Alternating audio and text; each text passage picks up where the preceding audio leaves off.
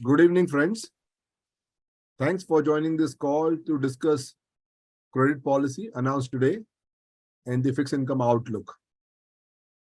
With me is Shobhit Mehrotra, Head of Fixed Income, along with his team, and my colleague Ram, who will be moderating the call, uh, this call. Now, before I invite Shobhit to make his opening remark, I just thought I will show you some important data points which will maybe of interest to you people. And this will give you a perspective of what the year has been. So while we want to discuss, understand the way forward, understand and dissect the credit policy, and understand how the interest rates and bond markets are likely to behave, but it's very important to put in perspective as we approach the year end, how the year has been. So if you see on your screen on the left side, you can see post COVID, or when the COVID broke out in the first quarter of 2020, and there was a sudden rush to prevent economic slide down. There was a reduction in rate from 5.15 straight to 4%, and that rate held for months together for more than a year. And this year, I think around after the April, when the Ukraine war started and there was impact on commodity prices and inflation, etc., from 4 to 6.25%. So rates went up by nearly 2.25% in a matter of just 6 months, would we say, or slightly more than 6 months. This has been a dramatic turn from what the interest rates have been prevailing up to a point in time. And today they are higher than the pre-pandemic levels also. Simultaneously, which was an easy liquidity, the liquidity also has reduced considerably as we move forward. So these are the two special things that has actually happened in this last over, say, roughly around 6 months. At the same time, I would say that why this is very interesting time for us as far as debt market is concerned, that recently we released an book or our monthly newsletter, I would say, on the bond investing.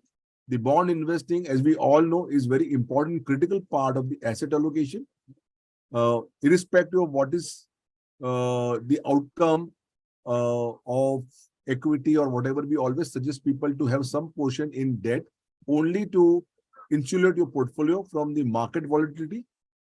But what is, you can see on your screen, a very interesting development.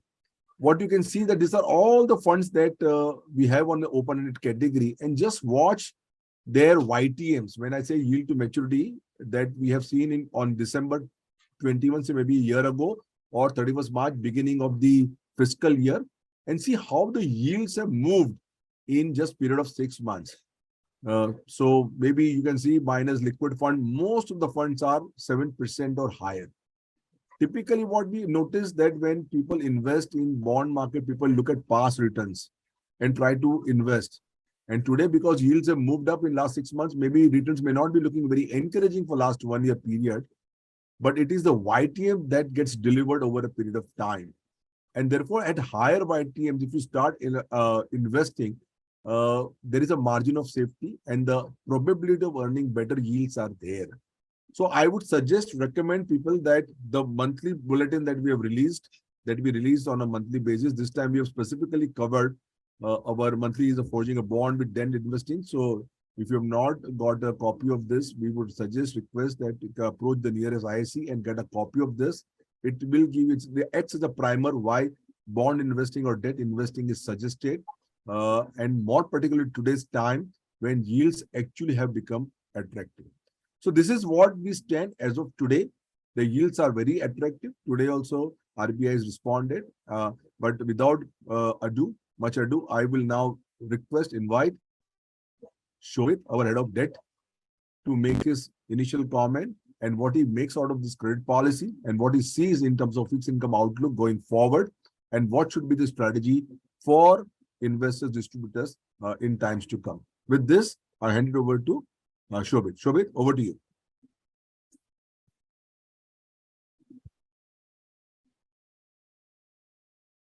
Thank you, Ashok. and thanks to everyone for joining in on this call today. So, I think we all know what RBI has done in terms of its rate hike of 35 basis points. Uh, Going into the policy, market was of the view that the hike could be anywhere between 25 to 35 basis points. I think that was the consensus view that in the current this policy, RBI would hike by either 25 or 35 basis points. But just 1 or 2 days before the policy, some people started expecting that perhaps after today's hike, RBI could pause and there may be no further hikes in this rate cycle. I think those expectations were a little bit on the optimistic side, maybe not really warranted. Just a couple of weeks before, uh, the expectations had been that the terminal repo rate in India would be around 6.5, which meant that we would see two hikes of 35 plus 25 basis points to take the terminal repo rate to 6.5. Now, because of these expectations, the policy today was considered little bit on the hawkish side because RBI delivered a 35 basis points hike and has kind of left room open to hike in the future because of its statements that inflation battle is still not over, even though the worst of inflation is behind us. But because inflation is still elevated, it is they have still more to do. Now, in terms of their projections or changes, what they have announced, there is not much to show there in terms of growth. The number has been brought down by only 20 basis points from 7% to 6.8 for FY23 because of uncertain geopolitical situation, tight global financing conditions, and weakness in exports and global demand. All that is contributing to some amount of sacrifice on growth. So that is 6.8 for FY23. On CPI, there is hardly any change for third and fourth quarter of this fiscal year. The number has been hiked by only 10 basis points. Full year number remains at 6.7. Now, interestingly, I think Governor mentioned 6 points, which he elaborated in his press conference on growth. He mentioned that India was resilient in its growth and stands out relative to other countries. On inflation, he mentioned that yes, headline inflation has moderated, not just in India, but globally, and the worst seems to be behind. But there is no room for complacency. We have to be watchful on inflation, which is where the market starts getting a sense that perhaps RBI will have to continue with some more rate hikes into the future. On liquidity, I think what RBI mentioned was that unless and until there is a durable liquidity is going down, only then perhaps RBI would inject liquidity. Otherwise, I think the RBI intervention is not likely to be there in the markets. So the focus would continue to remain on withdrawing excess liquidity. On INR and CAD, I think the standard response is that orderly evolution of exchange rate would be looked at, and CAD current account deficit is eminently manageable. Reserves have recently gone up, so RBI has once again kind of indicated that nothing significantly to worry on rupee front. So the main reason for the hike which they have given seems to be that RBI wants inflation expectations to come down, and what they have for the first time introduced more emphatically is to break the persistence of core inflation. I think earlier, if you see a lot of other policy statements and RBI's press conferences earlier, the reference to core inflation has not been as strong as this time around, that they have mentioned that they would want to, they see the core inflation continuing to remain at elevated levels, and therefore they want to ensure that core inflation also comes down. And the third aspect was that they want to ensure that the second round effects of inflation do not get entrenched into the economy. Therefore, rate hike is still needed. Now going forward, I think the view remains that all eyes would be on the Fed. I think post US Fed chair the speech at Brookings Institution, a lot of the market globally as well as in India had become far more optimistic, and yields started coming down. DXY also lost a lot of value, and therefore markets were getting into a comfort zone. Perhaps looking at the moderation in the pace of rate hikes by the US Fed, December market is looking at 50 basis points of hike, Feb again 50, and then going down to 25. So it's more of the view going forward would entirely depend on how the situation pans out in the US. If the US inflation, US CPI continues to trend lower, and the Fed, the peak of Fed hawkishness is behind, then perhaps our markets also will get some breathing space, and yields in India also will remain in a narrow range. So our view remains that we don't see yields rising significantly from here. We see 10-year trading in a narrow range. We are today somewhere around 728, between say 7.25 to 730. Perhaps the range could be 715 to 740 going forward on the 10-year. And at this stage, doesn't seem as if the previous highs which we saw of 760 or thereabouts, we would be going near that. A lot would depend now on how globally crude oil prices behave, how the US CPI inflation turns out, how the US 10-year yields behave, and after that, the other important event to watch out would be the budget, where market would be keenly waiting for the fiscal deficit number for FY24.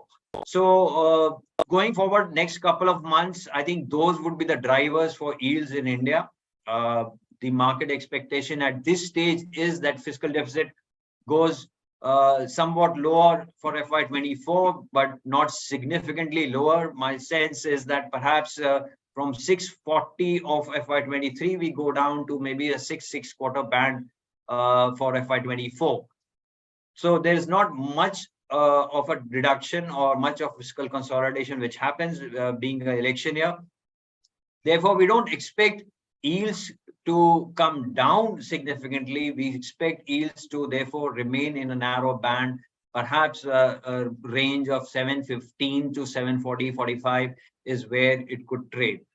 So our view continues to remain that short to medium duration still looks attractive. On an incremental basis, investors need to add duration on their portfolio. Whether you do it through short-term fund or a medium-term fund, whether you do it through short-term debt, high credit quality products, corporate bond, banking PSU, those kind of products, or you would want to do a little bit through medium-term debt or credit risk. So short to medium, which predominantly includes these category of funds, I think need to be taken advantage of. As Ashok mentioned, the yields have moved up significantly over the course of last several months, and we see India getting very close to the peak. I think one last rate hike of perhaps 25 basis points to take it to 6.5 is what is left. Therefore, the window of opportunity right now is still Feb or March, where investors can take advantage of these high yields and add to their duration, overall duration on their own portfolio. Typically, best done through short to medium category. In case yields spike, for some reasons yields spike higher than 740, 45, or even 7.5, then even a longer duration products like gilt or medium and long duration or long duration products can definitely be looked at. So that is broadly our view. I think I will stop here and we can open it for Q&As, either from participants or Ashok or Ram, if you have any.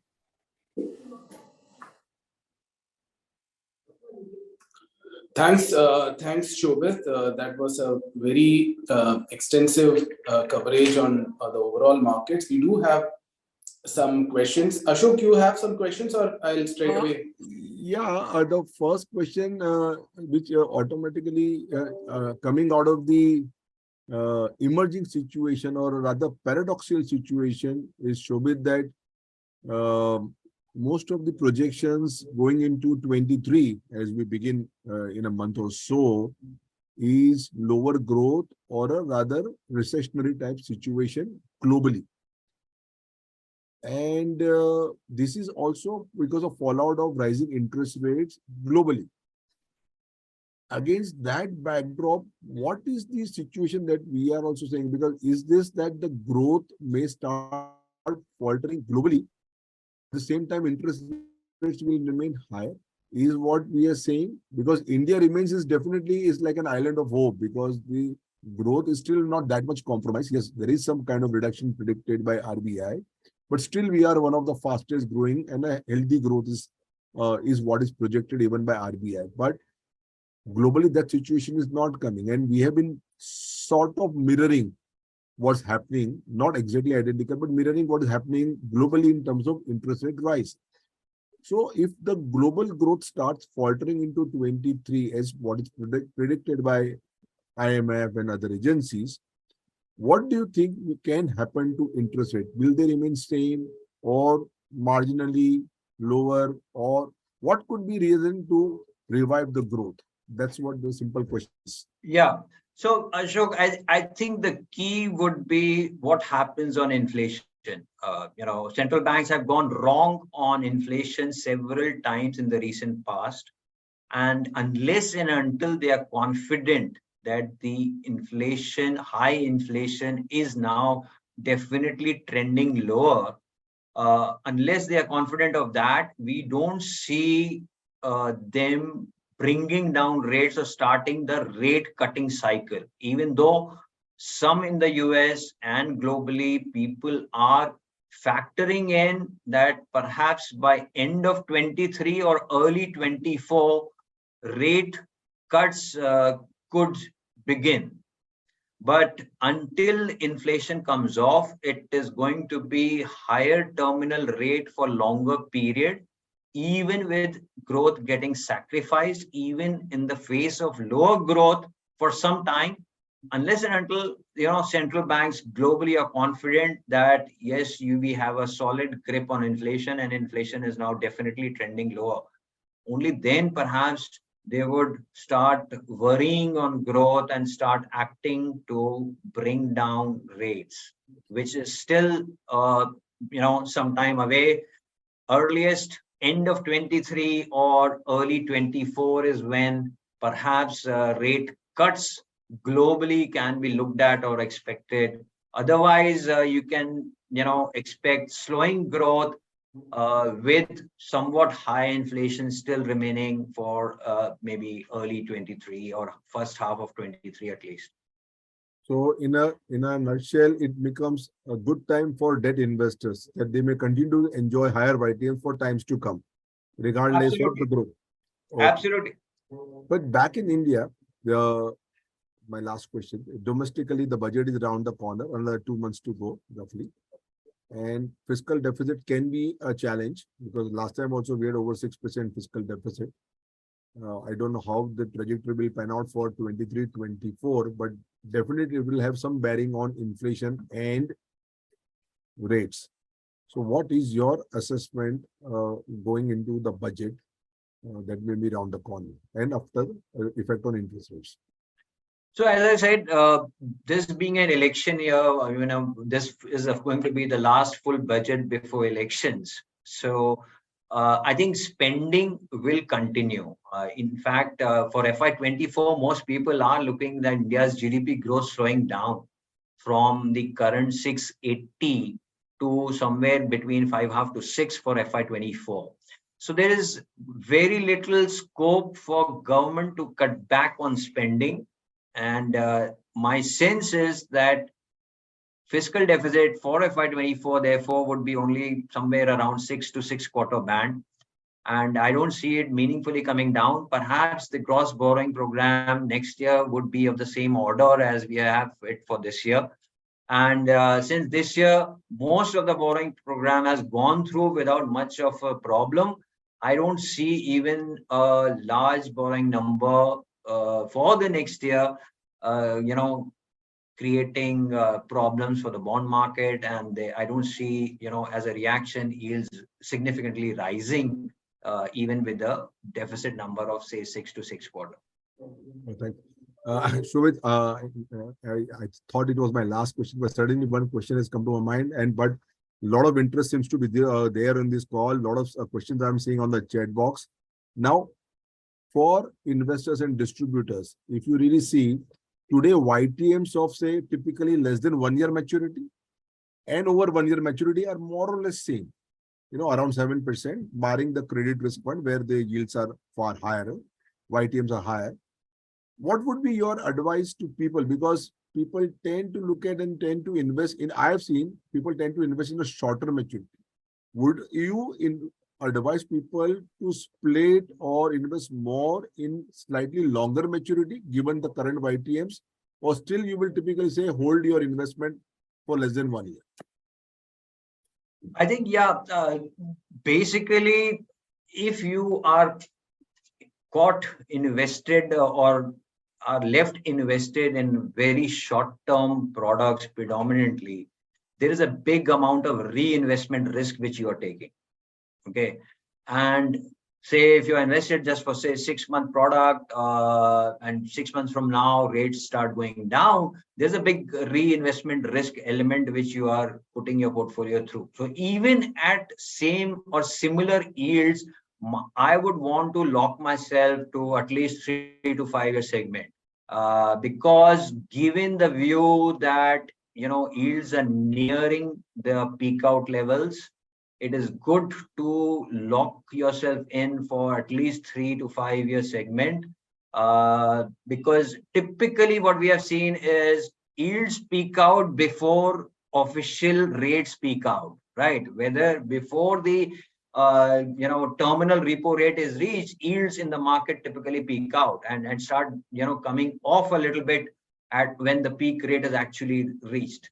So that being the case, I think it makes sense to lock yourself in as long as one can afford to have the investment horizon of 3 to 5 year segment, rather than being caught trying to time the markets to make an entry perfectly at the peak and staying in very short term oriented products or liquid, or hoping that yields will go much higher and that will be the time to really switch or get into. I think a lot of the investors last 6 to 12 months have been waiting for these levels to come through and have been more in cash oriented or short term oriented products. I think they are already overweight. I think it's about time you people start moving into short to medium or even slightly longer. And I think this window of opportunity is there from here till March. I think that should be taken advantage of, otherwise perhaps thereafter the best levels may not be available. Yes, they will still be good enough, but maybe perhaps not as good as what perhaps you can see in Feb March, up from now till Feb March. Yeah, and people can avail of the higher indexation also if they plan for more than 3 years, slightly more than 3 years, with just spreading over 4 fiscal years. They can take indexation benefit also. Absolutely, So it's a good absolutely. opportunity.